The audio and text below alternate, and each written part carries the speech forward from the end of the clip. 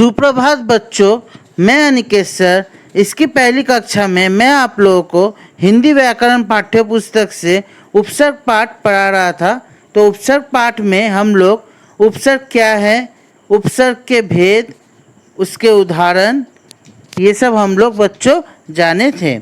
आज की कक्षा में हम लोग जो है प्रत्यय पाठ पढ़ेंगे।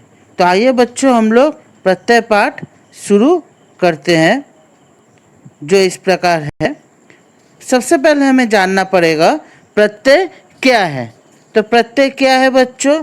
जो शब्दांश किसी शब्द के अंत में जुड़कर उसके अर्थ में परिवर्तन ला देते हैं, उसे हम लोग क्या कहते हैं बच्चों? प्रत्यय कहते हैं। अर्थात उपसर्ग में हम लोग क्या पढ़े थे? उपसर्ग में हम लोग पढ़े थे कि जो शब्दांश शब्द के आगे लगकर अर्थ में परिवर्तन ला देता है, और ये जो है प्रत्यय, जो है प्रत्यय में शब्द के बाद लगकर ये अर्थ में परिवर्तन ला देता है, उसे हम लोग प्रत्यय कहते हैं।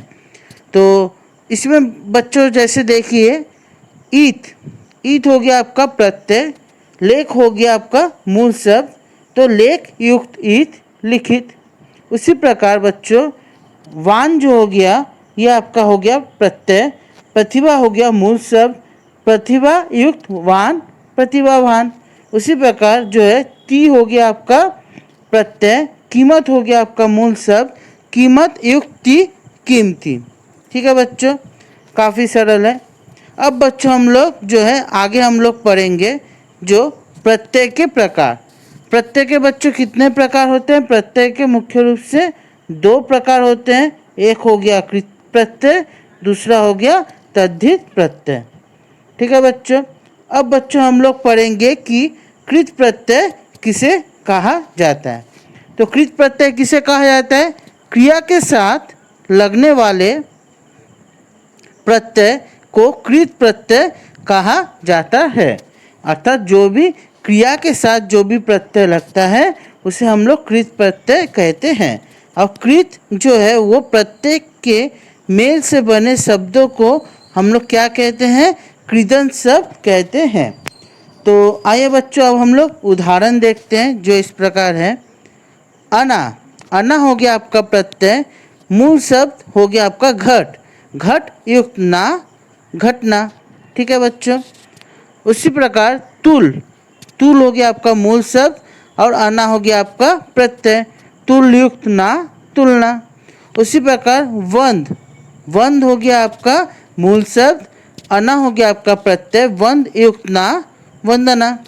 उसी प्रकार विद युक्त आपका ना हो गया आपका वेदना, विद हो गया आपका मूल शब्द और अना हो गया आपका प्रत्यय, विद युक्त ना, वेदना।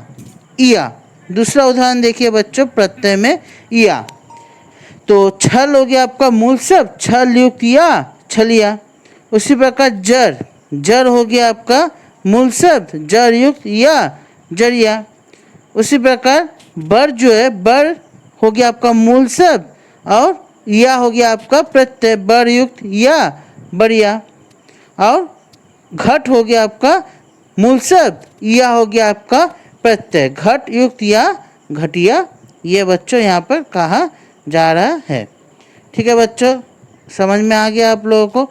अब हम लोग दूसरा जो भेद है वो हम लोग पढ़ेंगे, जिसे हम लोग तद्धित प्रत्यय कहेंगे। ओके, तो तद्धित प्रत्यय किसे कहा जाता है? तद्धित प्रत्यय का अर्थ होता है जो प्रत्यय संज्ञा, सर्वनाम, विशेषण या अव्यय के अंत में जुड़कर नए शब्दों का निर्माण करते हैं, उसे हम लोग तद्धित प्रत्यय कहते हैं। अर्थात जो भी प्रत्यय संज्ञा हो या फिर सर्वनाम हो या विशेषण हो या अव्यय हो, किसी के भी अंत में जुड़कर जो नए शब्दों के निर्माण करते हैं, उसे हम लोग तद्धित प्रत्यय कहते हैं।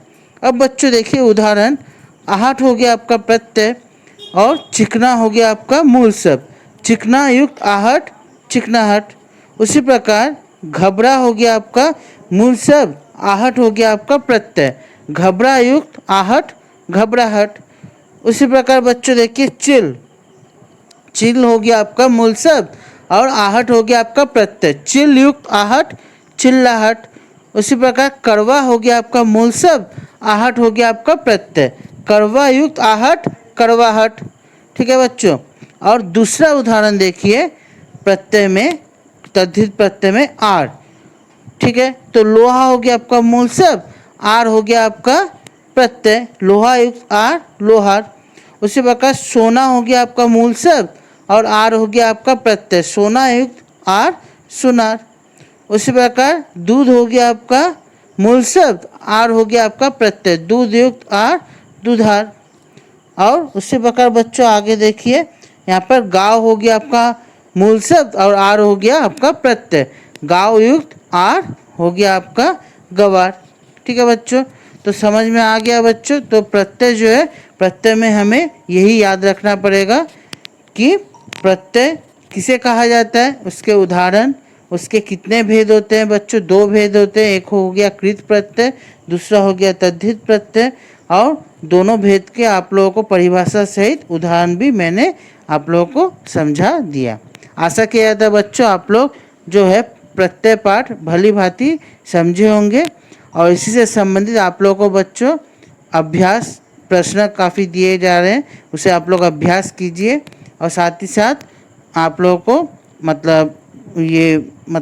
किसे कहा जाता है उपसर्ग और प्रत्यय, वो भी आप लोगों को समझा दिया गया।